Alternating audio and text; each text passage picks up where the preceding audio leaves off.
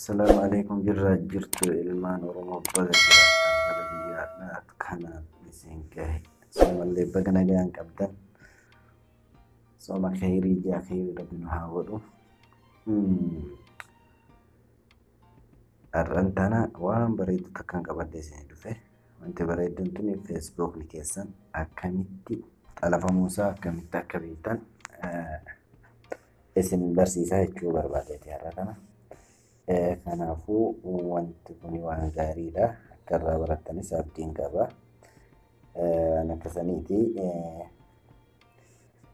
feesbuuka keessan keessa galatanii akkatti feesbuukni keessan xalafame beektanii argitanii sa'aatii kamitti akka xalafame eenyu akka xalafame namni xalafe sun eessa akka jiru akka itti bartan jechaadha.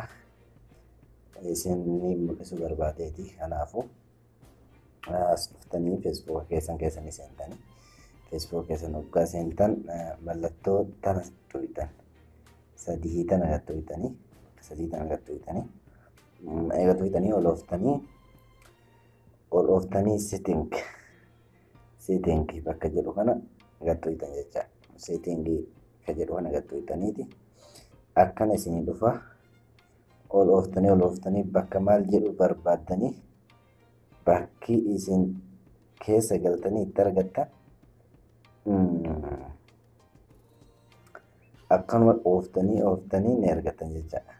Bakka security and login ka jedhu kana keessa seentan. Security and login ka jedhu keessa seentan. Amman tana Samsung Galaxy 20 ka jedhu kana jechaadha. Kan fayyadamaa jiruun kun ana jechaadha. Amma bakka kanatti jalatti ammoo sa'a 4 dura namni biraa seeneetiin jira feesbuukii kana. Nama biraattu seenee fayyadamu ture sa'a 4 dura. Akkasii sa'a 4 dura seenee Tabuuk jiraata innis Saudi Arabiyaati fayyadamu ture jechaadha. Kana waan ta'eef iyyuu akkasitti ni agartan nama kana eessa akkamitti akka seenee maal akka fayyadamee ba'es arguu dandeessanii of duuba deebitan. Maal akka fayyadamee maal akka inni godhee keessaa ba'e ilaaluudhaaf of duuba deebitan. Akkana of duuba deebitanii amma eessa dhayitanii ol ooftaniiti active log ka jedhu kana gattuutan.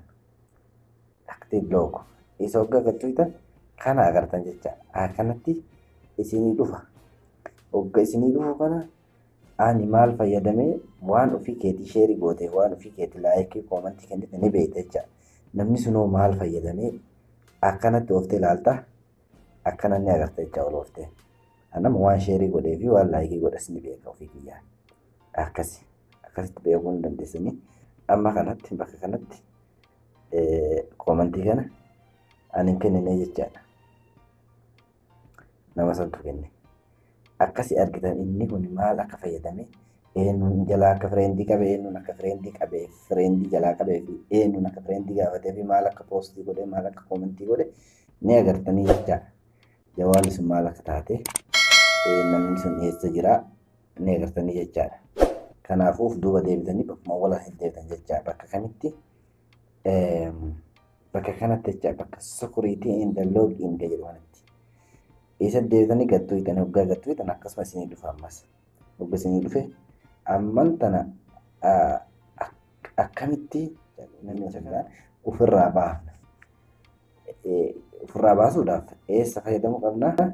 Mallattoo sadii kana tuqna. Mallattoo sadii kana tuqna akka namicha jawaalatti ija fayyadamaa ture feesbuuk fayyadamaa ture san isa as bahaa jechaadha sa'a 4 ture jecha. Isa as bahaa. Kanaafuu amma isaa kan akkamitti ofirraa baasna? Asuma gabaabaa log out goota. Log out gootee of keessaa baastaa jecha. Amman tana kutee jira inni booda daftanii feesbuuka keessan jiru kuteera. Galaxy 20S ka jedhu qofa jira. Inni kutee jira. Booda deebitanii paaswoordii keessan jijjiirrattan jechaadha. daftanii paaswoordii keessan jijjiirtanii jecha. Kanaafuu barnoonni keenya kana hedduu yoo isin gammachiise yuutuubii kiyya Amiin Toob ka jedhu sheer laayikii fi sabskraayibii naa godhuu hin irraanfatinaa.